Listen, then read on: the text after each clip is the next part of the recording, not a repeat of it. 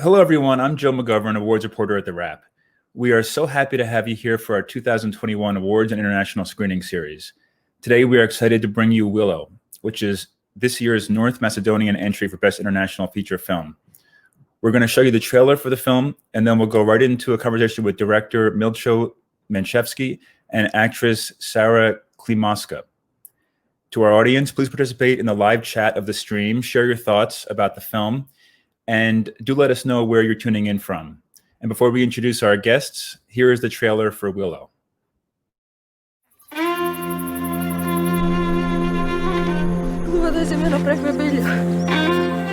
Что?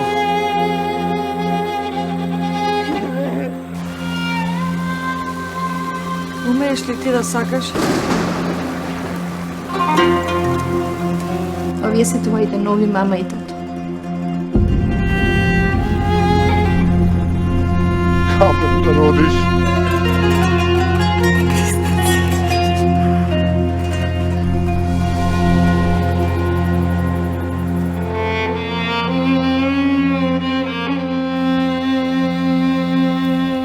Душата ми се исуши за детенце. Погреш надупка да не го покажеш.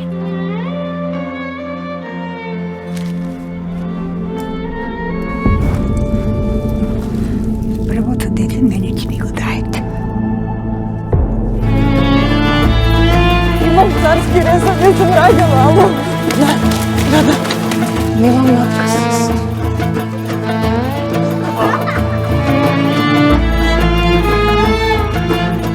Толку се радувам. Тебе се към Господ.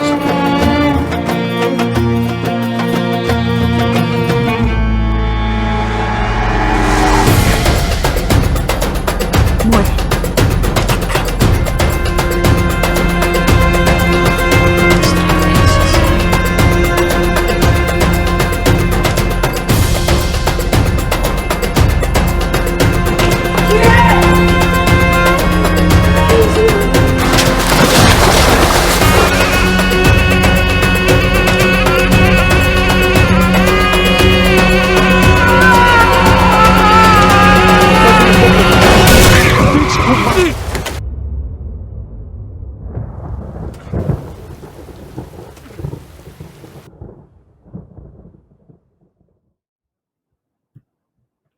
Welcome back. It is my pleasure to introduce director Milcho Menchevsky and actress Sarah Klimaska. Hello, guys. Hello there. Hello. Hi. Thank you for having us. Thank you for being here. Tell us where you're both coming from right now. I'm in New York. And I'm in Skopje in Macedonia. Oh, wonderful. Well, it's nice that your film actually did premiere at festivals about a little more than a year ago, back when there were real life in-person film festivals. So you got to have that experience, but we're very happy to have you here now virtually to talk about this remarkable film. Milcho, I was looking back through your credits. You did 10 years ago make a film called Mothers, Right. which could have been the title of this film in a way, but and we'll talk about the title later. But where did this idea first come from? This story about sort of trust and love and women as it relates to childbearing.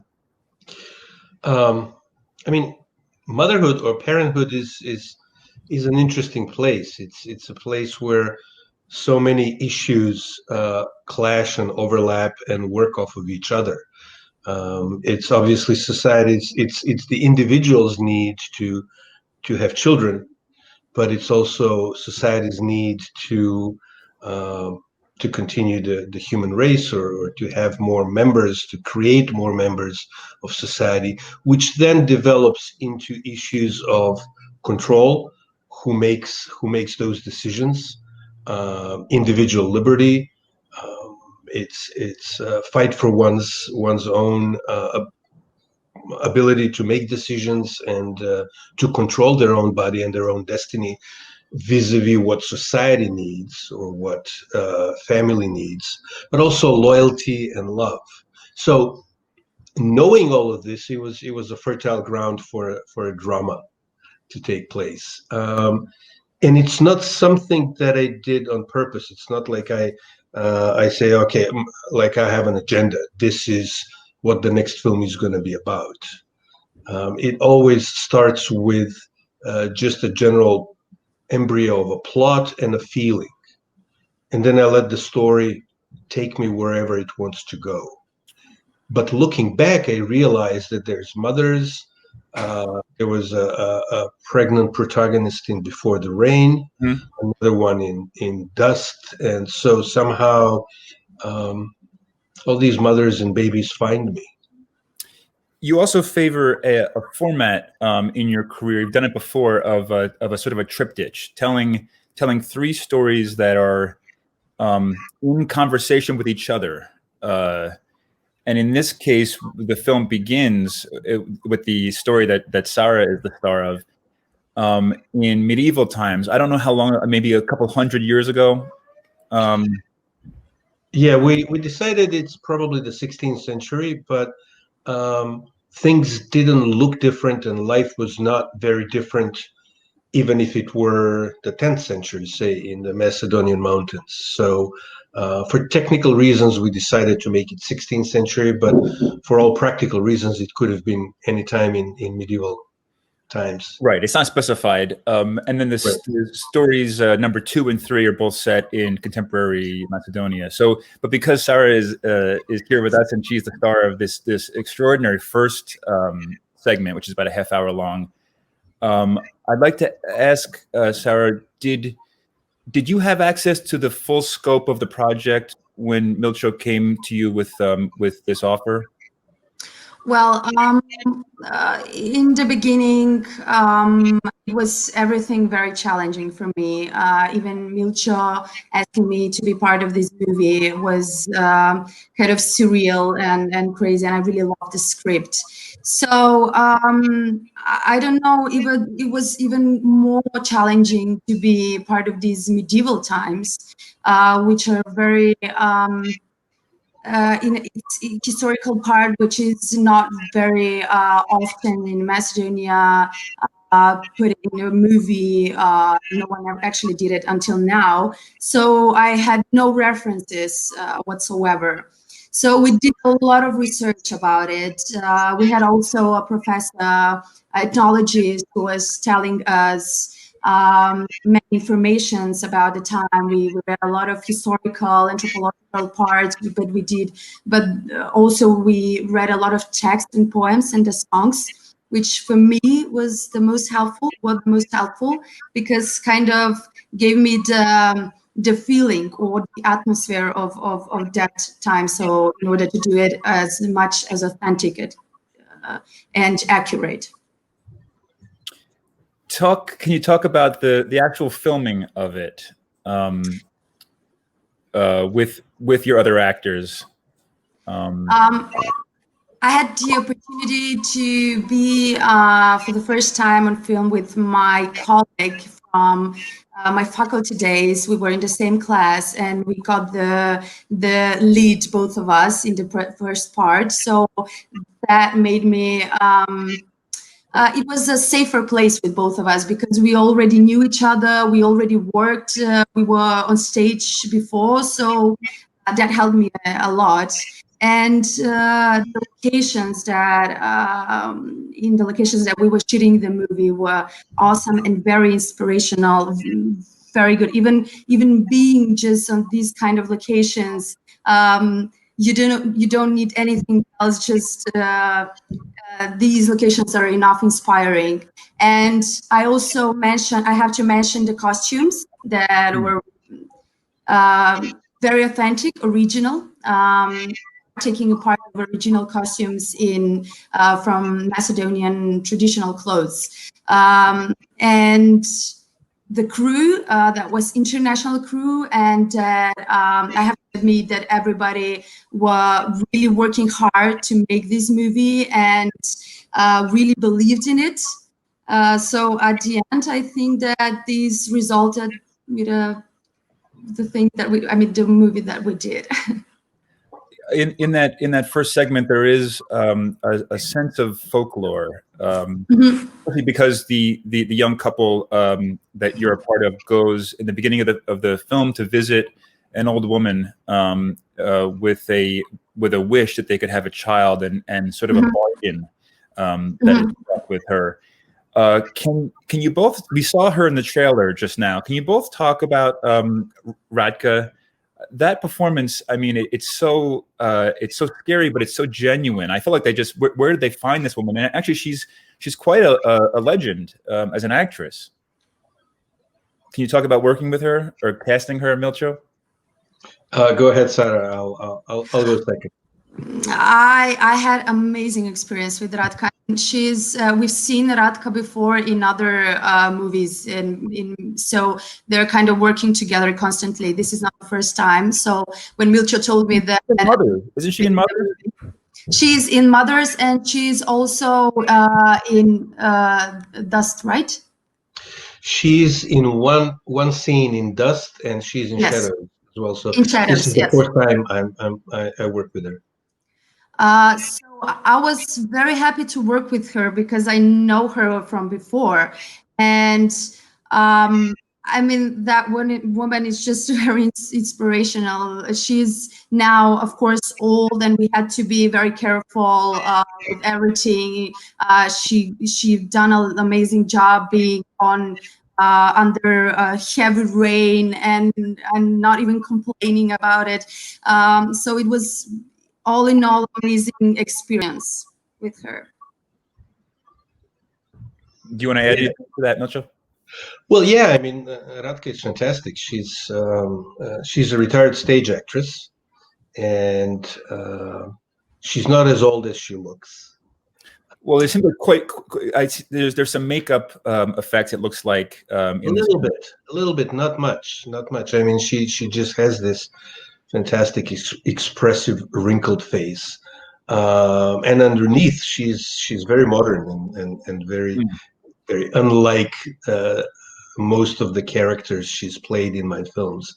But yeah, and I remember on Mothers how she had this like long monologue, and she would just do it without stopping. We didn't need a second take. She was one of the few people that one of the few actors where I knew who was going to play that part before the film.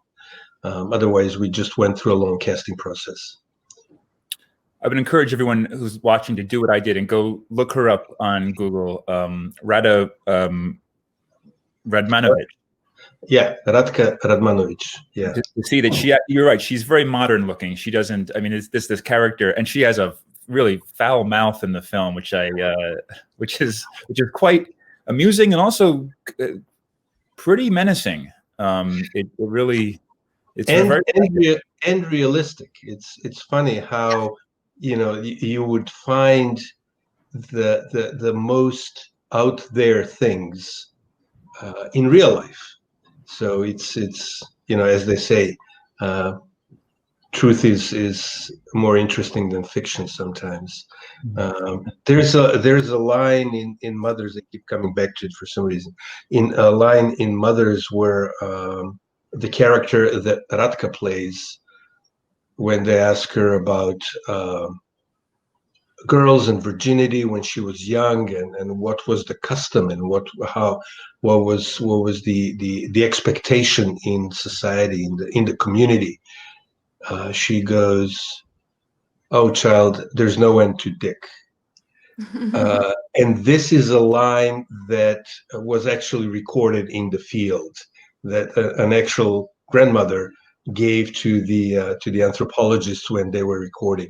So a lot of what you see in Willow also comes from our research, from folklore, from the way somebody in her position would speak, which is unexpected, and that's our prejudice. Right, exactly. That we were the ones who invented vulgarity or colorful language. Right. Yeah. So sticking to the first segment, Milcho and Sarah, tell us about working with your cinematographer, with Tamas Dobos? Tamás Dobos. Yeah, he's a young Hungarian DP. He's done a lot of photography as well as film work. Mm. And I saw some of his Hungarian films. There was a tiny Hungarian film. I forgot even the name. That was beautiful. It's like it's very subtle, and it's both very classical in the way it looks, in its beauty, and contemporary, which is something that I'm drawn to. So then it was all very, very fast because we needed to do a couple days, 3 days, a 3-day shoot in the summer to catch the harvest. Right. Before then breaking and shooting the rest of the film several months later. So we had to make a quick decision. Tamas came to Macedonia. We bought a field and kept the wheat there for a little bit longer than was expected. It would have been harvested, Right. and we shot, and it was beautiful. I mean, he's a real master with light, obviously, and it's the way it is when you work with somebody for the first time, and then there's an issue of language and all of that. It like puts you on your tiptoes, and at the same time that gives you more creative energy. So it was good. It was great. Yeah. Well, for me, what I can say completely objectively is that the photography is one of my favorite parts in the movie, because I think that really Tomasz did amazing job there. He was very adaptable on situations that he had to do, because in the same time we were filming in a quite problematic destinations and locations that were mountains and rivers and stuff. So he was trying to find a solution for everything and to make a perfect shot. It's these stories are connected by theme, but there's also a lot of subtle connections as well. The way that your eyes are shot, and then also in the other scenes with the other women, the other stories. But Sarah, did how much access did you have to the two other pieces in this film in order to maybe give yourself some insight to the overall picture? Yeah, of course. Well, when we were working on the movie, of course, we were making rehearsals for the first part, but I tend to watch the movie as a whole. So I was trying to create a role that will be connected with the others. So I tried to, in a way, to watch the whole movie as an art piece and to try to fit in that story. We shot the first part first. So afterwards, I went for several days. I visited them and I watched what they were doing, of course, because I was interested. But what we've done first. So I wasn't aware how Milcho was going to pursue with everything. But anyway, at the end, I think that there is a language that goes through whole story and connects the three parts of the movie. Milcho, can you speak sort of generally, and also just about this film, of course, too, but about your philosophy in terms of this type of storytelling, breaking, doing one story in three smaller stories, and why that you seem to keep being drawn to that as a filmmaker and as an artist? It just happens. I mean, it's not something that I set out to do, but I'm very happy that it happens and that the films end up that way. I'm really interested in. I mean, I guess it goes way back to my film school days in Illinois, and avant-garde cinema and structuralism and even conceptualism, and like sort of picking apart the work you're doing. And in visual arts, in painting, in with cubism, and same thing with literature. Mhm. So in a way, you can tell a story. Not in a way, but I mean, you can tell a story in many different ways. We are used to this linear, old-fashioned way of beginning, middle, and end. Main characters, supporting characters. You end on a certain note. Usually, it's a happy ending. The story is usually sort of rounded. And this is a way, I guess, of exploring other ways of telling a story, finding other qualities and other nuances in what happens when the story is connected inside the viewer's head. Yeah. But also, it's a, I guess it's a little bit of a rebellion against the diktat of the beginning, middle, and end of the 3 act or 5 act structure, the way Hollywood, and not only Hollywood, treats the story, where it has to be clear, it has to resolve with a clear feeling. Actually, I think the dictatorship is more about the kind of feeling the viewer walks out of the theater with, rather than whether the story is completed or not.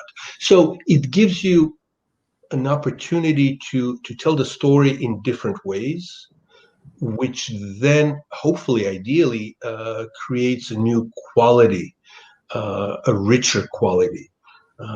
It's as if you're telling a thriller. Every film is a thriller because you're always giving little pieces of information to come together. So it's as if you're telling a thriller in a different way, and it also gives you an opportunity for a lot of little things to become important. So how the theme runs through different environments, through different centuries, we experience that slightly differently than if it were just one homogenized story. So there's a lot of echoes and rhymes and contrasts between the 3 stories. That was the case in Before the Rain, and it's the case here, albeit a little differently. It is very exciting when if you go into the film sort of blind, when a supporting character in the second story becomes the lead character in the third story. It's very unexpected, even though when it happens, it's exciting when that kind of blossoms and that next step is taken. Sarah, can you, Ben, obviously, haven't been aware before you worked on this film with Milcho's work. Can you speak to being an audience member and experiencing what he just described as that storytelling in which the themes are sharpened by a change of chapter? Yes. First of all, I have to tell you that first, when I read the script, I thought that it's written like that. And then I asked Milcho, "It's like, are you going to edit it 1-in-1?" And he said no. And then I was completely confused. But then I realized how it works one with another. I can tell you that in a way of format, this kind of film works for me, but what the audience is experiencing, I think, is mostly connected with the story, because it's beautifully told. Because what I experienced when we had premiered for the first time on Rome Film Festival, I saw the audience just clapping and not being able to take a breath. Yeah, we had a 5-minute standing ovation after the Rome premiere, which was nice. Wonderful. It was very nice, but I think that was due to they were watching a film where the characters were fighting a destiny.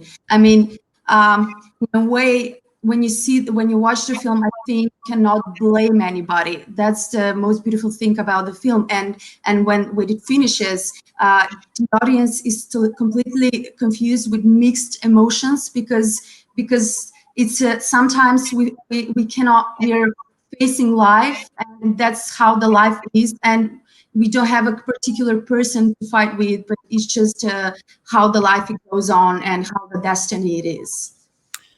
We're, unfortunately missing out nowadays on the experience of getting audience feedback right after a screening in person. But you did have that experience with Willow in Rome, in Berlin. What was it like? Because I'm curious, what women had to say, what men had to say to both of you in terms of their feelings about the film. It evokes a lot of strong reaction, I would think, because of the themes. Yeah, I mean the reactions are strong. I have to say it's the film where I got most enthusiastic responses in terms of the emotions that were stirred with the audience. And this is sort of across the board, because it played I traveled with the film to Taipei and to Tallinn and to Valencia. And it's interesting how, people are people. People are the same everywhere in the world, and their emotional reactions were very similar and quite heartening. I have to say, it's a lot of people. Then they would write and talk about their personal experiences, how they were reflected in what happened in the film, which I never thought of. I have to say, Yes, and the first impression, I think, first that is silence, completely silence, which is very powerful. And then women coming and telling their stories. When I was researching for the character in like the motherhood part, I didn't, from an ethical reasons, I didn't spoke with a lot of women because I think that it's a very hard subject, and I didn't feel comfortable, let's say. But after the movie, there were lots of women coming to me, telling me about their experiences. And I realized that this is kind of a subject that we've been in a way ignorant to, because these women really need compassion and solidarity and to be at least in a way comforted. Well, I think it's obviously a major, maybe the major theme of the film is the strength of women. However, it's not as simplistic as that. I mean, it's more challenging and more honest. And even, there is, as you mentioned, your old classmate, there's quite a few very rich male characters as well. Milcho, have you had feedback from men as well about the film? I can say that I found those complexities to be very, very invigorating as a man watching it. Yes, I did, and it's funny when it comes to parenthood and the issues of not being able to have children or fighting, trying to have children for years and years. It's a difficult one to talk about, and for men, at least in Macedonia, it's even trickier. Because there's that whole veneer of machismo that you have to, right, or some people feel they need to preserve. So it's a sort of a double bind. But yes, people did come and talk about it, and I've been asked whether it's a feminist film, and how come I've made a film where all the central characters are women. And then I realized it's not the first time. I've done it on other films before, never by design. Again, I mean, people are people. It just happened so that in this film, the leading people happen to be female people. And I believe that by making that division, by insisting on race or gender, even if we mean well, we sometimes perpetuate the division. Yeah. So I believe that, I mean, we need to talk about people, we need to talk about characters, we need to talk about human emotions and suffering and ideas, rather than labeling people, which is something that is happening both in society and in film lately. The men in Sarah's segment and the middle segment are these large, dark beard, very very burly men. But the male character who leaves the most lasting impression is a little boy, a little blonde-haired boy.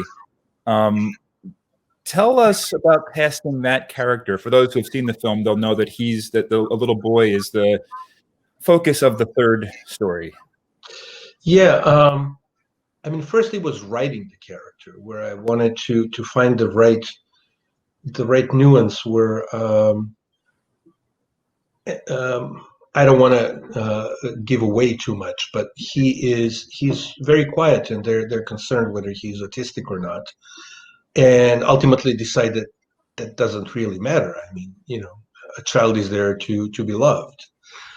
So I did a lot of research with people who work with children, with orphaned children, with autistic children, etc., to find the right nuance for what the character is in the film. And then, the casting, the casting was tough. I mean, it's really tough working with children, and we saw a lot of kids, and it was just that Kira was so much better than everybody else. It wasn't even a question.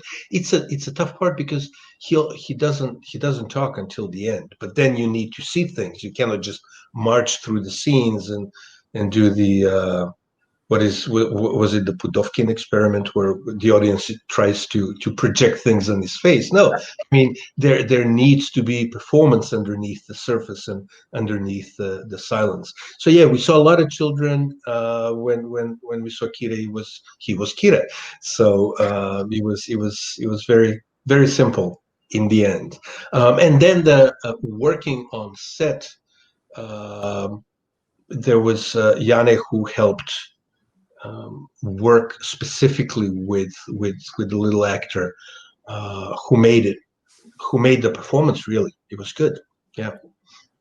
Can we talk about the title? I mean, it does share a title with a 1980s Ron Howard fantasy film. However, it's very different, obviously. And we do see willow trees, especially in Sarah's segment. Is it an exact translation? Yeah. It's an exact translation, and it's actually it's the full weeping willow is also Zhalna Vrba in Macedonian. So it would be a exact full translation. It's about a tree that's a little strange. Most trees, the branches go up. Here the branches go down, and that's probably why it's seen as sad or weeping, but it's really strong. It doesn't break, and the branches go back down towards the root and the roots, and they sort of complete a circle of life, which is basically what the film is about. It's about this circle of life. I did want to, before we end, also ask for those who have seen the film, and as I mentioned, there are no real obvious connections. However, are there little Easter eggs in terms? I thought that do two characters share a name in the first segment and in the third? Yeah. There's a Kuzman. That's the boy who the son of Sarah's character in part one, and then there's Kuzmanovsky, which would be then the last name derived from the first name. And theoretically, you could say that's the great great great great grandson, Right. even though that's not how last names worked in Macedonia for a long time, for a longer period. So, but it's a little tip of the hat, and there are other actually several little inside jokes basically, but they're also even though they're tiny, they're minuscule, they're important in making connections between things and saying that we're all connected, and the times are connected and the places are connected. So ultimately, they become little echoes and little rhymes and little contrasts. Sarah, can you tell us about your first experience? You mentioned it earlier, but of watching the film, and because you're so intimately involved in it, sensing those connections that you didn't even know with reading the script. Yes, well, watching the film for the first time was it's never good I think for me because I just get connected. I'm very nervous about it, and I literally maybe I don't even understand the story even being part of it. But after several times I'm watching it, and after all the impressions went down, I think that I mean, this movie is the most beautiful thing about the movie is that it has how can I say that it has beautifully emotional story and unpretentiously told, and it's a movie that all people can identify with. So that's what I love about the movie. Wonderful. I think we should end there with that wonderful sentiment, and I'm excited for people to experience this film, and even though we've been talking about it, I hope people can go in as much as possible, knowing less, so that the turns in the narrative come unexpectedly. Right. Ultimately, it's really about the emotion. It's how you feel. I mean, when we see a film and we talk to friends, we say, I like this film. We don't say I understood this film. Of course, it shouldn't be confusing, but that's not the most important thing. And I think that art is about emotions, and I hope we've achieved that in this film. Mirko, before we go, I was wondering if you could just share a quick anecdote that I heard you tell somewhere else about going through customs and having your passport looked at, and the officer asked you, "What do you do for a living?" You said, "Oh, I'm a filmmaker." He said, "Can you tell me some of the films that you made?" And not knowing that he would realize, and what happened there. Well, it was at the. It was in Toronto, but it was the American passport control. So because you get your passports checked, so I guess JFK wouldn't be as crowded as it is. So anyway, it was an American official in Toronto. Why were you in Toronto? I said I went to a festival. He says, "What do you do?" I'm a film director. "Oh, what have you made?" I'm like, "No, you wouldn't have heard of it. You wouldn't know it." And he says, "Try me." So I said, "Before the Rain." And he goes, "Oh, Macedonia Calling," which was a line from the film. So he had seen the film. He had remembered the line. I was flabbergasted. It was beautiful. I mean, that's like part of the beauty of making art. And there was an act two to that story. Then I give him my passport. He swipes it through. He looks at the screen. And he says, "Oh, you've directed The Wire. I like that show." So I guess that information came up when he swiped my passport. So. And Sarah, I'm sure you'll be having lots of those experiences yourself once we're all able to travel again very soon. We hope. Yes, I hope too. thank you both for being here. Congratulations on this movie, Willow. Thank you. Thank you. Thank you. Thank you, everyone, for joining us today. It was great to have you all. Be sure to take advantage of our free trial to Wrap Pro and be the first to know about upcoming Wrap screenings and events. You can also check back on our screening page, screenings.thewrap.com. Thank you.